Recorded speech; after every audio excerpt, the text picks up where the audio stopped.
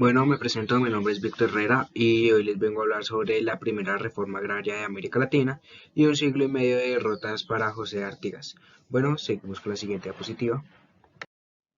En este principio se estaban peleando los desposeídos mientras eh, disputaban el siglo XIX contra los españoles. Los desposeídos fueron realmente quienes esperaron por esta reforma. Bueno, esta independencia no los recompensó en absolutamente nada, pues fueron traicionados por las esperanzas que habían derramado pues su sangre. Cuando la paz llegó, con ella se reabrió el tiempo de las desdichas de los dueños de las tierras y los grandes mercaderes. En este aumentaron sus fortunas, mientras se extendía la pobreza en las masas populares. Em, Al mismo tiempo y al ritmo de las íntegras de los nuevos dueños de América Latina, los cuatro virreinatos del Imperio Español saltaron en pedazos y múltiples países nacieron como esclavos de una unidad nacional pulverizada, por decirlo así. Bueno, en esta idea como tal, una nación que al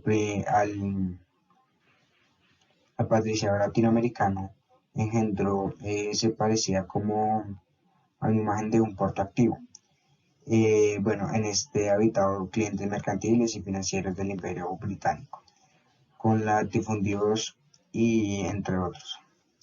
Bueno, en la legión de parásitos que ha recibido en parte las guerras de independencia, estos, pues, no sé cómo lo tomarían, pero se empezaron a bailar un minué en los salones de las ciudades. Brindaban por la libertad del comercio en copas de cristales británicas, así como se muestra en la imagen en el barco. Esto representa el libre comercio y prácticamente trueques entre países. Bueno, eh, América Latina tuvo pronto sus constituciones burguesas, muy barnizadas de liberalismo, pero no tuvo en cambio una burguesía creadora.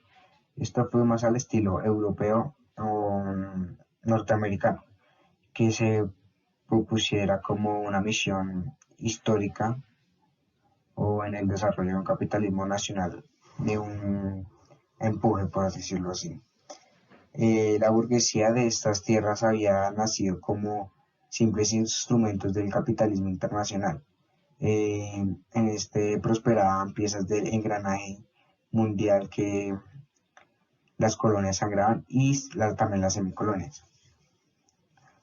Los burgueses demostraron que eran muy usureros y en parte pues se les destaca que eran comerciantes que acaparon el poder político.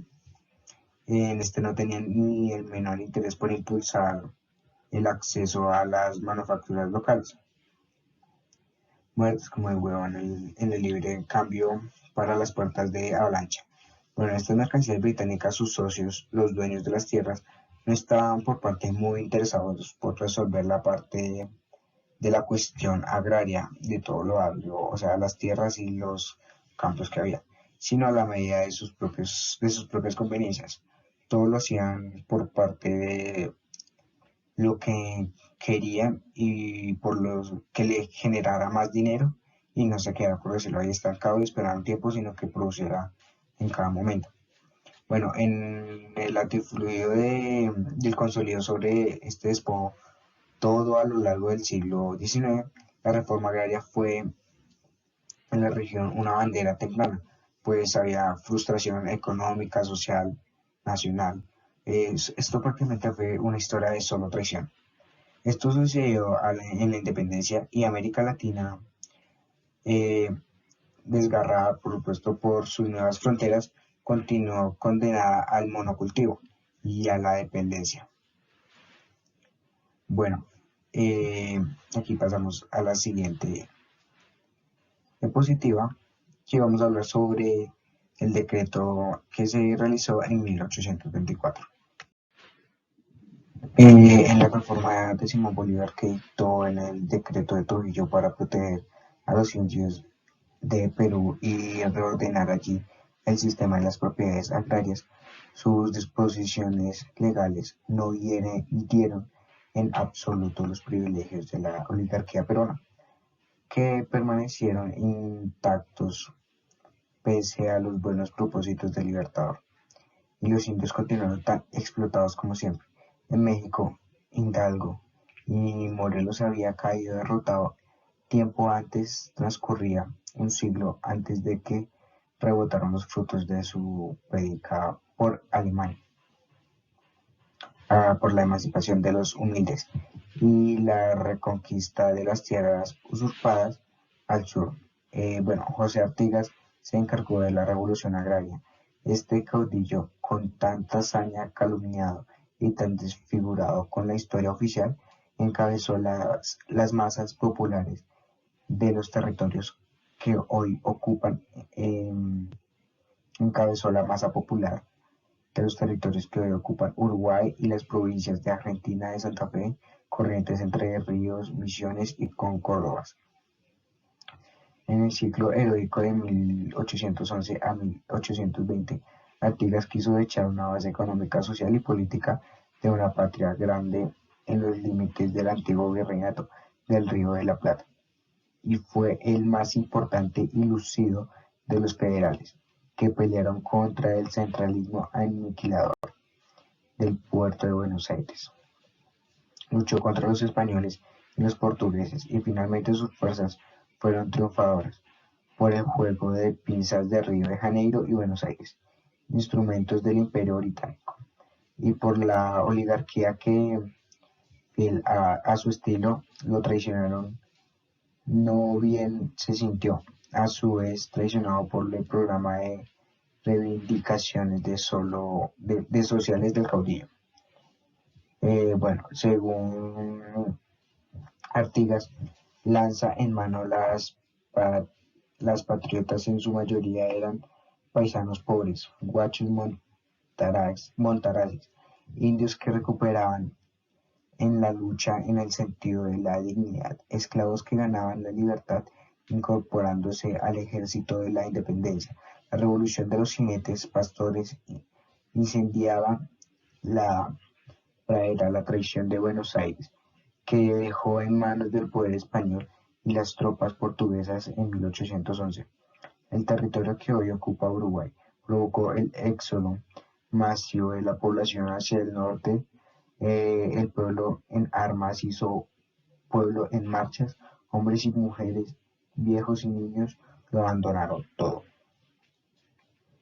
Tras las huellas del caudillo en una caravana de peregrinos sin fin en el norte, sobre el río de Uruguay, campo de Artigas con las caballadas y las carreteras en el norte establecerían poco tiempo después su gobierno.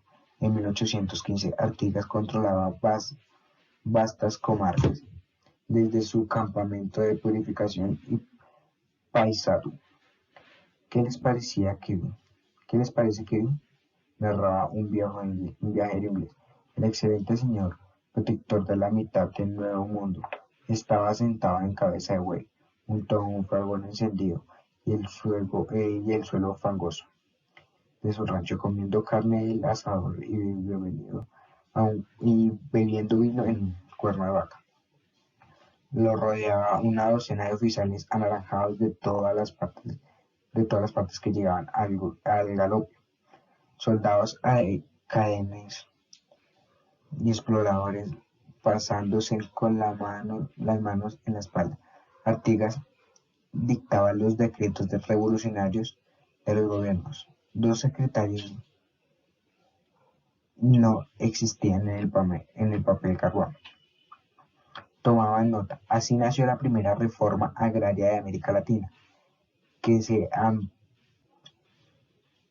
aplicaría durante un año en la provincia oriental, hoy Uruguay, y que sería hecha trizas por una nueva invasión portuguesa.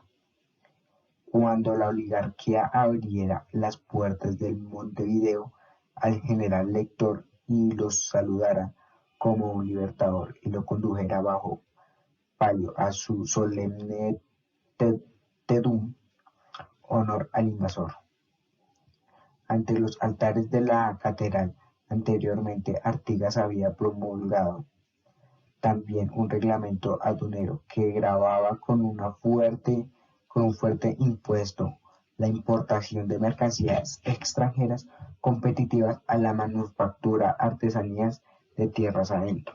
Se consideraba el desarrollo en algunas regiones hoy argentinas comprendidas en los dominios de caudillos a la par de la libertad.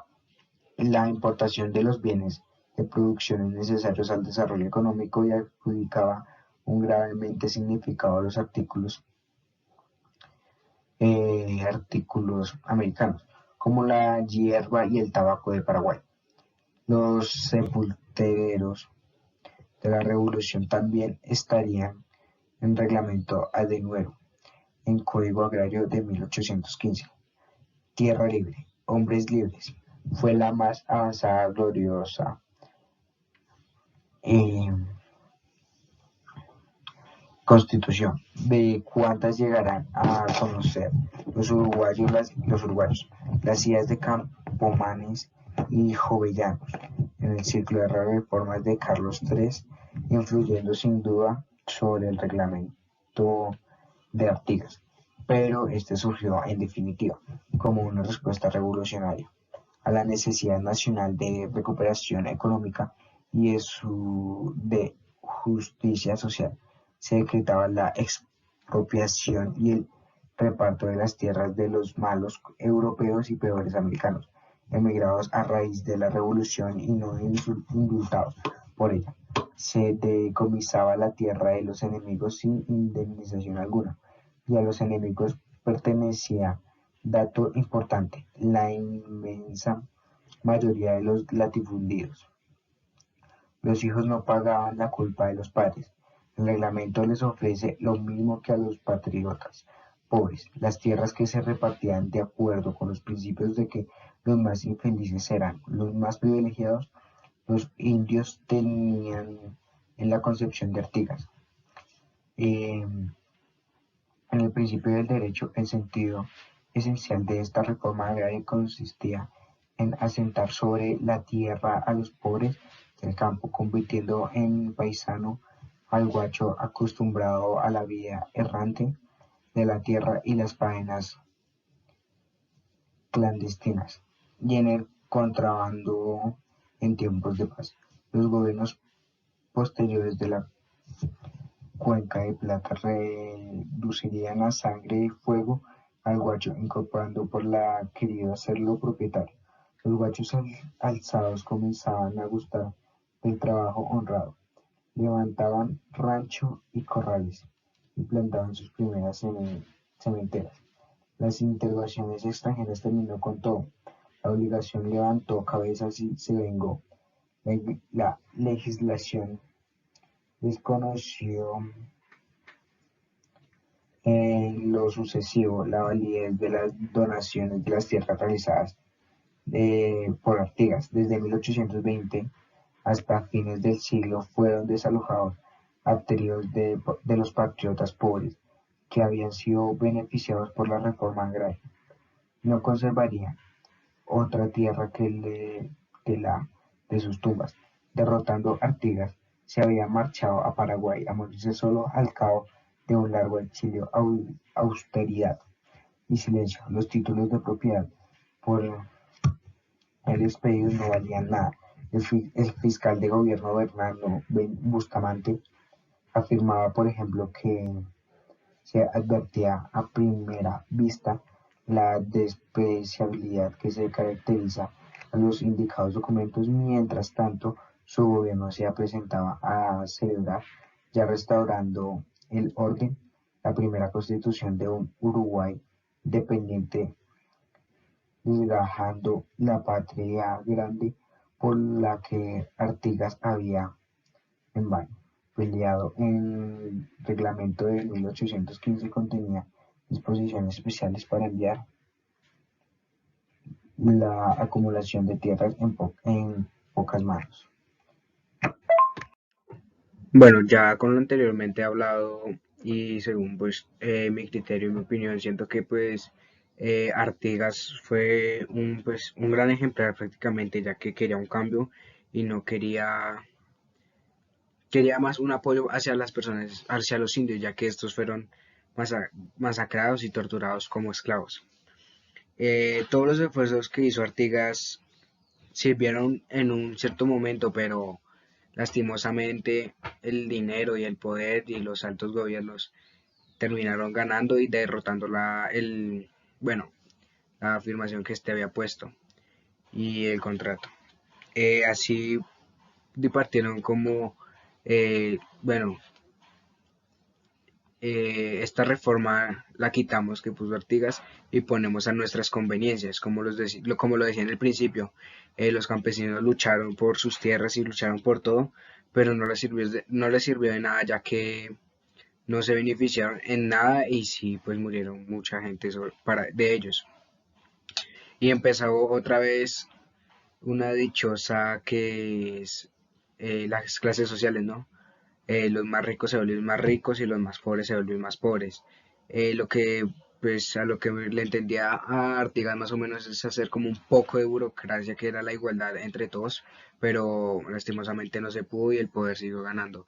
Aunque en una parte Estados Unidos quedó por los monocultivos solo por un cultivo y obviamente está gastada, pero en el tiempo ya estaba surgiendo.